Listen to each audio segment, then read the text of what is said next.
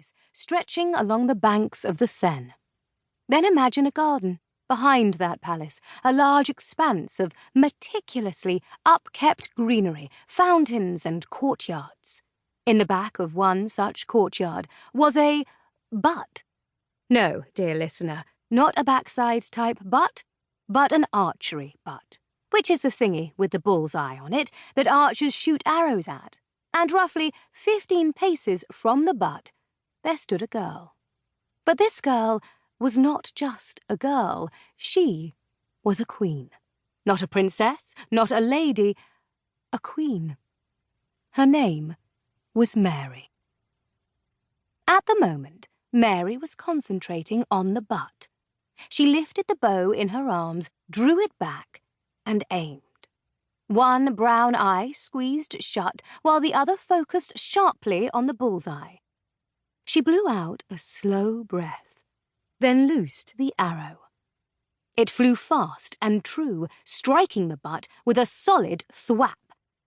The 4 ladies-in-waiting standing around her all clapped enthusiastically. "Well done, Your Majesty!" exclaimed one. "You're getting better," said another.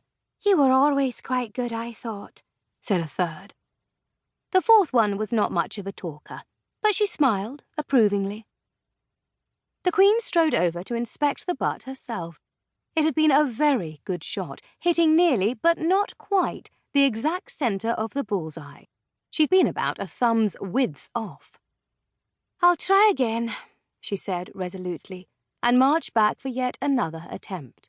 One would have thought she intended to murder that poor defenceless butt by the way she narrowed her eyes and scowled it down. Thwap! This time, she was a pinky's width off. Mary resisted the urge to stamp her foot, because queens do not stamp. "One more time," she said tersely. One of her ladies-in-waiting sighed. "Again? We've been out here for ages. It's time for lunch." Some helpful backstory. Mary had come to live in France when she was only 5 years old, to be the fiancée of the Dauphin, a.k.a. the Prince, while her mother ruled Scotland on her behalf. To this new life, Mary had brought along her 4 best friends. Think the world's longest sleepover, every single one of whom also happened to be named Mary. Mary Fleming, Mary Seton, Mary Beaton, and Mary Livingston. The girls all had nicknames to avoid confusion, but collectively they were known as the 4 Marys. The particular Mary who just complained was Mary Fleming, whom everyone called Flem for short. Flem was the one of the 4 who was most ruled by the dictates of her stomach. Speaking of stomachs, the Queen realised she was a bit hungry. She'd only nibbled at breakfast.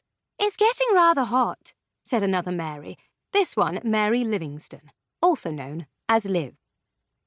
All of a sudden, Mary noticed that she was feeling overheated. The combination of the morning's exertion and her heavy green velvet gown was causing her to sweat. Oh, we mean glow, of course, since queens do not sweat.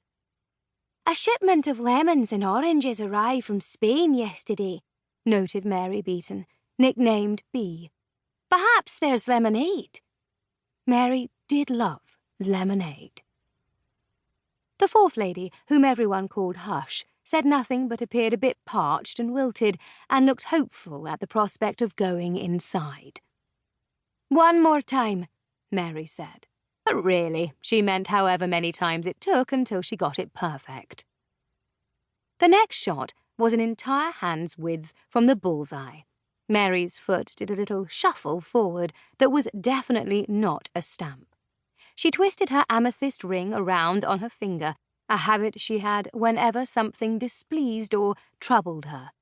"Oh, look," Bee said suddenly. "Here come your uncles." Mary turned, and yes, strolling in her direction across the courtyard were Francis de Guise and Charles de Lorraine. She handed the bow off to Liv as everyone all did the appropriate bowing and curtsying. "Ah, my dear," said Uncle Charles, taking her hands and drawing her in to kiss her cheeks, his beard scratchy against her face. "How lovely you look."